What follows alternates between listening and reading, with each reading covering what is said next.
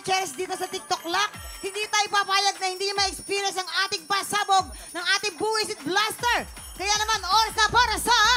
Sang Tanong, Sang Sabog! Kaya naman, Day Rofa, ang tanong ko sa iyo, Day Rofa, magpapasabog ka na ba, Day? Magpapasabog ako ng pera pag nanalo ako! Kailangan tama Sige na, tayo. Day. Upo ka na dito, Day.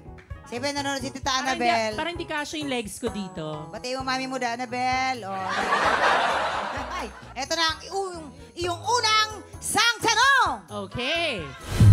Okay. Nang minsang kumain ng isang spicy food ay naduwal at nauntog sa lababo ang aktres na si Aiko Melendez. Okay. Anong spicy food ang naging dahilan ng pagka-aksidente ni Aiko? Oh. A. Spicy ramen. B. Spicy chicken wings.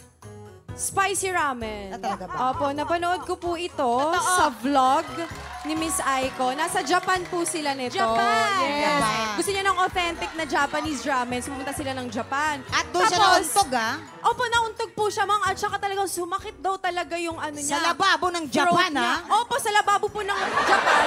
Kasi, Mamang, bukod sa spicy ramen, meron pa palang secret ingredient ito. Ano yun? Spicy thumbtacks.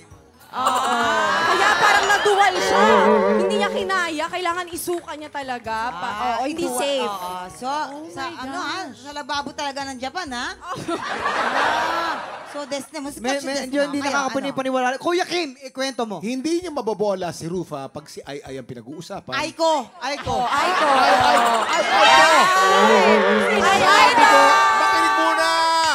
Makinig muna! Hindi nakikinig. Hindi niya mabobola si Rufa pag si Ay ko ang pinag-uusapan. Tama. Si Ay kasi naniniwala sa farm to table. Halatang di nakikinig to. Farm to table. Apo. So, ibig sabihin, bago pa niya iluto yung manok, hinuli muna niya.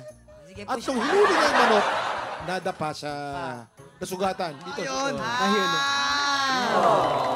Yan ang storya ni Ay ko. Aiko. Hindi nakikinig eh. So, Rupa, ano sa tingin mo? Spicy ramen or spicy chicken wings? Alam mo, mas tama si Faith. Yes. Ramen. Pero kasi mali si Kuya Kim, hindi siya dito nasugatan, sa may mata nasugatan Ayan, si Aiko. Doon sa lababo sa kusina niya, na-stress siya, and dito siya nagkaroon ng mark. Because of the ramen. So, spicy ramen. Yes, spicy Alright. ramen. Tignan natin, spicy ramen, kabog or sabog in... 5, 4, 3, 2, 1.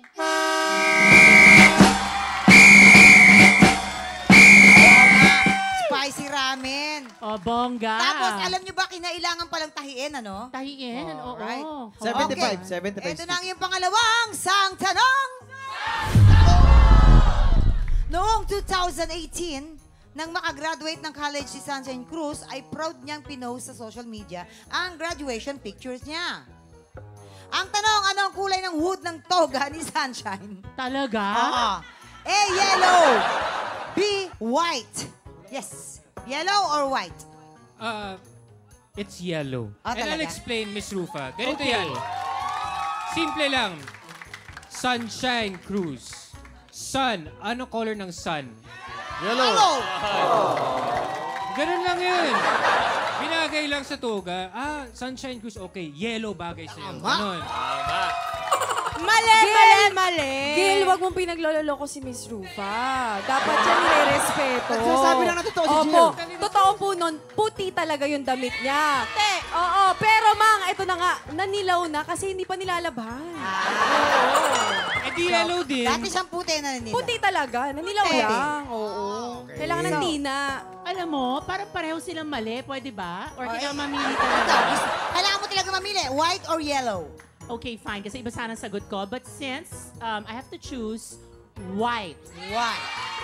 Tignan natin. Kabog or sabog, white daw in 5, 4, 3, 2, 1.